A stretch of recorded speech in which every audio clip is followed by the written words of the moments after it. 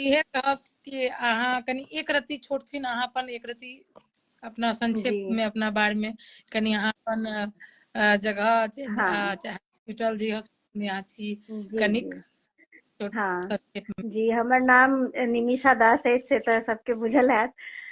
हाँ हमर हाँ हमर नैहरा भेल काको और सासुर भेल जितवारपुर। अखन हम विराटनगर में रहै छी।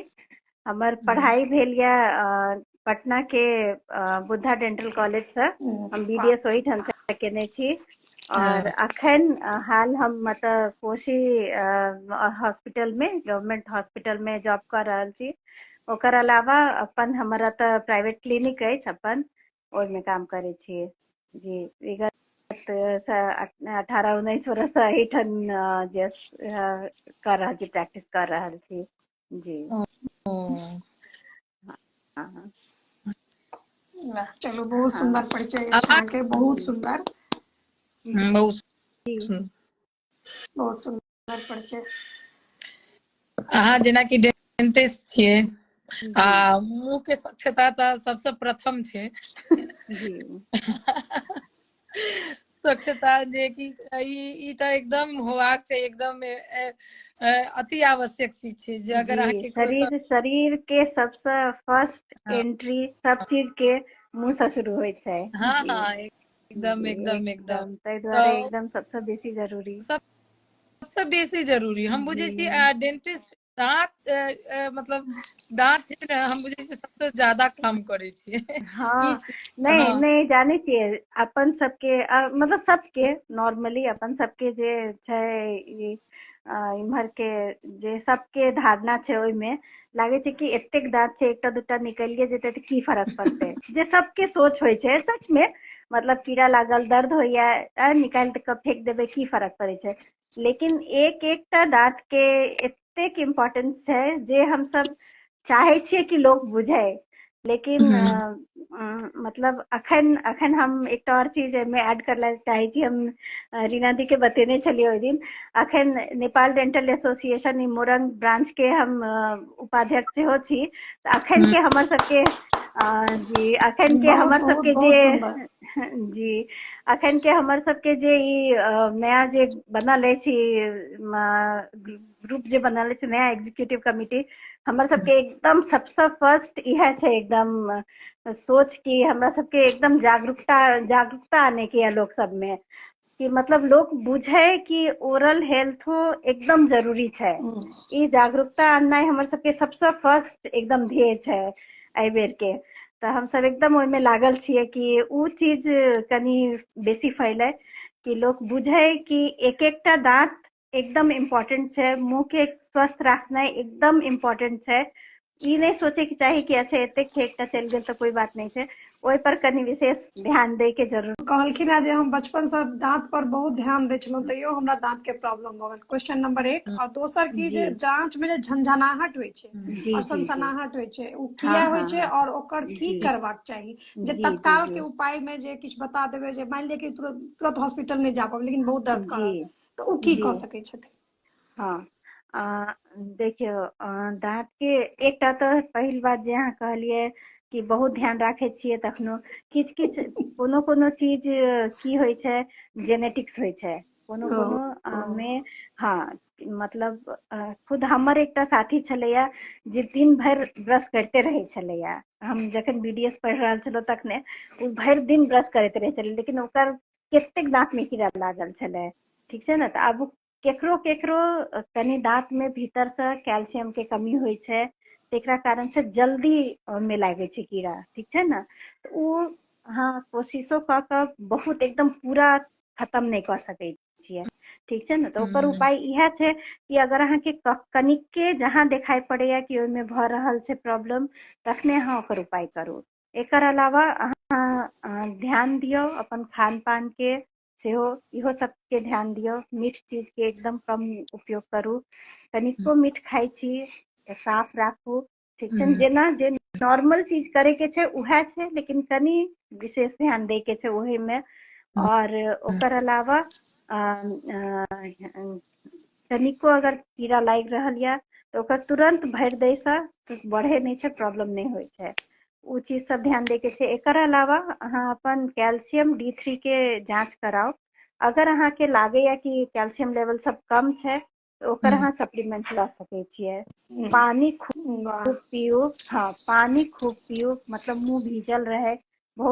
अगर मुंह बेसी सूखा रहे छै तो ओहिमे बैक्टीरिया के एक्टिविटी बेसी होइ छै, ठीक छै ने। ओहो जिनको वाह। मुंह सूखा बहुत सूखा होइ छै तो बैक्टीरिया के एक्टिविटी बेसी होइ छै, तो हुनका सबके और बेसी मुंह में ई होइ छै, मतलब कीड़ा लागे छै। तो कोशिश करे के चाही कि मुंह बहुत सूखा हरदम नहीं रहे, मतलब मुंह भीजैत रहे, ठीक छै। मतलब जेना मुंह में जिनकर थूक आबैत रहे छै तो मतलब हुनकर तो लार एहिना कम क्लीन बनला होइत से, रहे छै।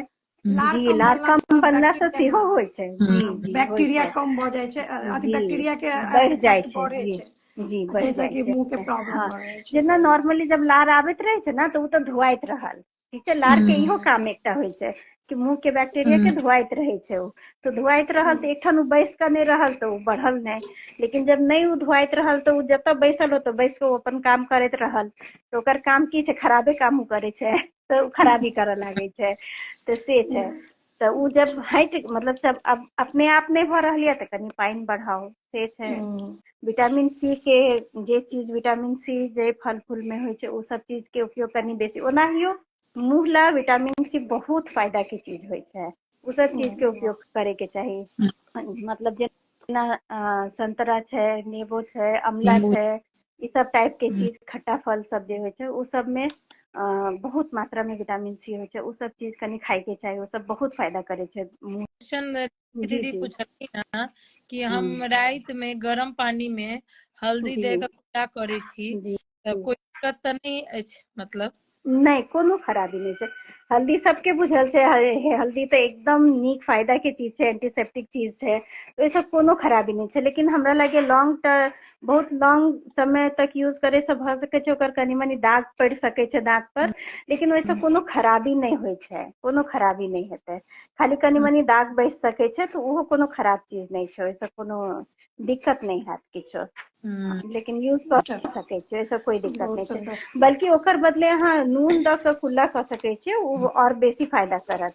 हल्का फुल्का सूजन ई सब टाइप के होइ छै, ओहो में नून तऽ फायदा करे छै, तो ओहो कऽ सकै छियै। ओ हर चीज में फायदा करे छै। ओना हल्दियो दे से किछो खराबी नहीं होना छै, नहीं किछो दिक्कत हेतै। जी हाँ। और हम जे दांत भरे के बारे में जेना कहे छलियै, जब जेना अगर हम सब जेना कहे छै हर 6 महीना पर चेकअप कराबे के चाही, ओइसे इहो फायदा होइ छै कि अगर जब जेना दांत कीड़ा लागे छै तो एकदम सुपरफिशियल स्टेज में जखन पता चल जाय छै, उ भरे में बहुत कम खर्चा और बहुत कम तकलीफ होइ छै। मतलब पेशेंटो के कोई दिक्कत नहीं छै। अगर अहाँ के कनी मनी कीड़ा लागल या तो तुरंत भरा जाय छै, तुरंत भरियो दियौ, ओहिमे खर्चो कम लागल, कोनो परेशानी नहीं भेल, तखन ओहिमे कोई टेंशन नहीं छै। जब उएह बढ़ैत बढ़ैत बढ़ैत बढ़ैत भीतर के नस तक पहुंच जाय छै, जड़ तक पहुंच जाय छै, तो ऑब्वियसली ओकर मतलब ट्रीटमेंट करे में बहुत लंबा, ट्रीटमेंटो कनी लंबा होइ छै। ओहि हिसाब से स्वाभाविक बात छै कि खर्चो बेसी लागतै, ताहि दुआरे से होइ छै। तो और अगर अहाँ शुरू के स्टेज में, अगर अहाँ 6 मंथ में चेकअप करेलियै तो शुरू के स्टेज में पकड़ा जेतै, अहूँ के परेशानी कम हैत। और जेना जेना बढ़ैत जाइ छै तो ओहि हिसाब से दिक्कत छै। ताहि दुआरे अगर अहाँ बीच बीच में चेकअप कराबैत रहू तऽ अहाँ अपना लए नीक होइ छै। कोनो तरह के प्रॉब्लम, दांत के, गीजा के प्रॉब्लम, सब चीज प्रॉब्लम ला शुरू के स्टेज में पता चल जाय से जल्दी ठीक भऽ जाइ छै। ताहि दुआरे 6 मंथ में चेकअप करा लै से बढ़िया रहै छै। बतेलिए हमरा बुझाय बहुत सब गोटा के नीक से जानकारी दऽ रहल छी अहाँ, जे बात छै। जी हमरा ओते बाजे के नहीं अथी है, लेकिन जे हम अपना तरफ से कहि सकै छी जतेक हमरा समझ ये। हमरा बुझाय जते लोग देख देख रहल छथिन बहुत नीक से समझ रहल हेथिन, एकदम बिल्कुल छोटा बिल्कुल। छोटा बात पर। ई ओरल हेल्थ बहुत जरूरी होइ छै, जी क्योंकि सब चीज ला, पर्सनालिटी ला भी, शारीरिक ला भी, जी दांत नीक तब अहाँ अखरोटो तोड़ सकै छियै ना। हाँ, एकदम छैहे, ई बात तो छैहे हाँ, एकदम। वो जो होते ना कभी कभार की सूजन, कभी कभार जी नहीं, मतलब हाँ सूजन के मसूड़ा कि में हाँ सूजन हाँ भऽ हाँ हाँ फूल गेल, हाँ। हमरो ओकर केना मतलब केना भऽ जाइ छै? देखियौ, कभी दू तरह के कभार चीज होइ छै। दू तरह के चीज होइ छै एहिमे। अगर कोनो एकटा दांत में स्पेसिफिक एकेटा दांत में होइ छै तो कखनो कखनो की होइ छै ना कि मसूड़ा के प्रॉब्लम के कारण होइ छै, कतौ खाना फंस रहल या धीरे धीरे करके ओतऽ गंदा बैसैत बैसैत बैसैत बैसैत मसूड़ा में प्रॉब्लम आबऽ लागल छै ओकर कारण। अब गंदा की होइ छै ने, ई नहीं छै कि एकदम किछो गंदे मतलब देखाई पड़े वाला होइ छै। खाना हम सब खाइ छी ओकरे छोट छोट कण सब होइ छै, उ सब धीरे धीरे मसूड़ा के अंदर फंसैत रहे छै, ठीक छै ना। ब्रश के लिए अपना भर ब्रश लोग करे छै लेकिन पता नहीं चले छै कि छोट छोट चीज छूट गेल छै, ठीक छै ना। उ सब मसूड़ा के अंदर बैसैत बैसैत ना जमऽ लागे छै। अब खाना छै किछो छै उ तऽ भीतर अगर जम गेलै तऽ उ तऽ भीतर सड़ऽ लागे छै ना, भेले ना। अब सड़े छै किछो खराब चीज तो उ होइत होइत होइत तब ओकरा कारण से सूजन आबऽ लागे छै, ठीक छै ना। उ चीज छै तऽ उ एकटा स्केलिंग कहल जाइ छै, दांत साफ करे के जे तरीका होइ छै उ स्केलिंग करे से उ चीज एकदम ठीक भ जाइ छै, ठीक छै। और एकर अलावा कखनो कखनो की होइ छै कि कोनो दांत में कीड़ा लाग गेल छै या कोनो दांत में चोट लाग गेल छै या कोनो एहन यूजुअली कीड़ा के कारण कनी बेसी होइ छै, कतौ साइड से या कतौ से लागल छै जे ऊपर से नहियो देखाई पड़ रहल छै, ओकरा कारण से सेहो कखनो मतलब खुलऽ सकै छै। और कोनो एकटा दांत में या तो उ कीड़ा के कारण सेहो हेबऽ सकै छै। ओहन छै तब तऽ एक्सरे कऽ के देख कऽ तब ओहि हिसाब से ओकर ट्रीटमेंट होइ छै। और लेकिन खाली सबटा अछि ना सबमे भऽ रहल छै तब ज्यादातर मसूड़ा के प्रॉब्लम से मतलब इएह गीजा के प्रॉब्लम से होइ छै, गंदा भऽ कऽ होइ छै तऽ उ साफ करे से ठीक भऽ जाइ छै। वाह बहुत सुंदर। आयल छै किरण दीदी के जी हाँ जे डॉक्टर जी जी गैस से सेहो दर्द होइ छै दांत में की हाँ, हमरा जखन गैस होइ छै तखन हमर पूरा मुंह के अंदर सनसनाहट और दांत में दर्द होइ अछि। गैस के कारण डायरेक्टली ओना दर्द होय के तऽ नहीं होइ छै लेकिन केकरो केकरो हम ई सुनने छियै ओना मतलब हम मेडिकली या डेंटल में ई पढ़ाई नहीं पढ़ने छियै लेकिन हम प्रैक्टिकली देखने छियै बहुत गोटे के, केकरो किनको किनको हम ई सुनने छियै देखने छियै कि बहुत जगह पर कहै छथिन कि एतऽ गैस पैस गेल एतऽ गैस पैस गेल, ओहन हम देखने छियै किछु लोग के होइ हमरो छै। हाँ होइ सही में नहीं हम ई देखने छियै ताहि दुआरे शायद भऽ सकै छै होइत हेतनि लेकिन मतलब एना पढ़ाई करके हम नहीं पढ़ने छियै तऽ हम नहीं कहि सकै छियै, एना हम नहीं जानै छियै।